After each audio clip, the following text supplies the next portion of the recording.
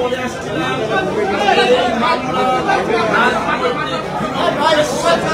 মামলাটা দায়ের থেকে ট্রায়াল পর্যন্ত করেছে শেখ হাসিনা ওয়াজেদের।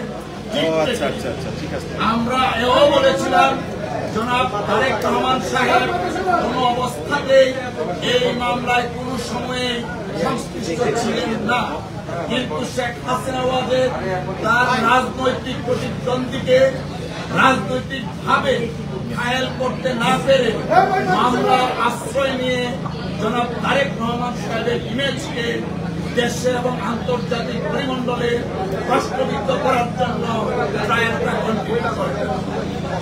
আপনারা ইতিমধ্যে শুনেছেন যারা এই মামলার দণ্ডপ্রাপ্ত ছিলেন এবং আপিল করেছেন এবং যারা আপিল করেননি সবাইকে এই মামলা থেকে খালাস দেওয়া হয়েছে। আমরা মহান আল্লাহ তাআলার দরবারে শুকরিয়া আদায় করছি জনাব তারেক রহমান সাহেব আজকের এই রায়ের মাধ্যমে ন্যায় বিচার পেয়েছেন। আজকে প্রমাণিত হয়েছে রাজনৈতিক উদ্দেশ্যে জনাব তারেক রহমান সাহেবকে যে মামলা সাজা দেওয়া হয়েছিল সেই মামলা আইনগতভাবে মোকাবেলার মাধ্যমে তিনি আজকে বেকসুর খালাস পেয়েছেন। আদালত কি বলেছে?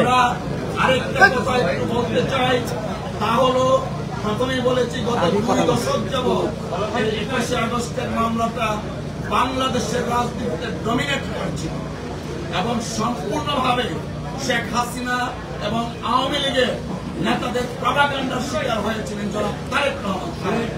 আজকে আমরা এবং দেশবাসী জাতি মনে করেন আমরা সকলে আজকে ন্যায় বিচার পেয়েছি। কখন আসলো এই মামলায়?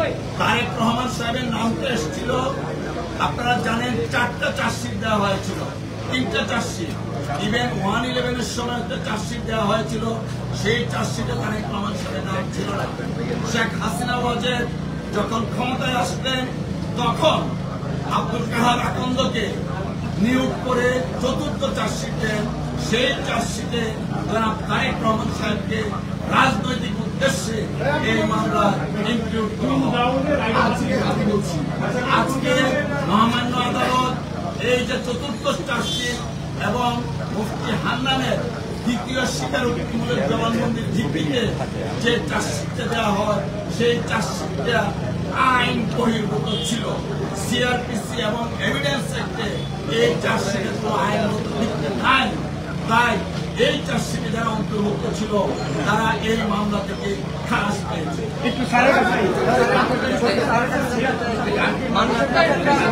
আব্দুল ভাই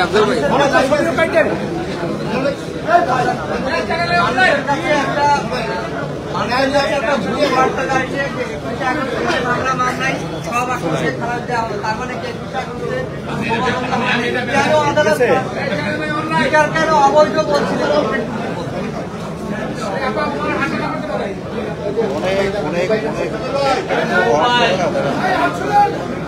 আমার কাছে বই নাই, হ্যাঁ আপাতত নাই, সরাসরি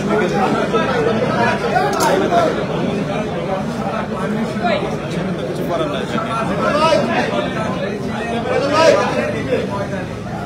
এবং সরকারকে পরবর্তী পর্যায়ে না জানিয়ে একটা কল করেন, রেজিস্টার করেন নাই, ওই স্থান ফুল অন আপনি ওখানে যারা আছে তাদেরকে বলেন। আসে এবং এটা ছিল তার উদ্দেশ্য প্রণীত যে সরকারি দলকে একটা বেকায়দার সেই জন্য এই যে গ্রেনেড হামলাটা হয়েছিল আমাদের বিশ্বাস তারা রাজনৈতিক উদ্দেশ্য প্রণীতভাবে এই গ্রেনেড হামলাটা সেখানে প্রথম চার্জশিট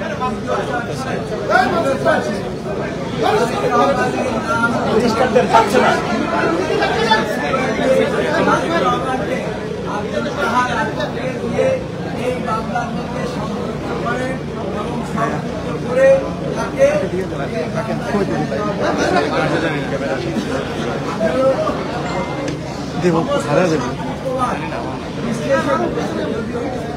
সব আলাদা এবং সাক্ষী প্রমাণ বিশ্লেষণ যে সাক্ষীর উদ্দেশ্যে কাছের ভাই নিচে করতেন যে চার্জশিটের উদ্দেশ্যে তাদেরকে সাজা দেওয়া হয়েছে মৃত্যু এমনকি মৃত্যুদণ্ড দেওয়া হয়েছে।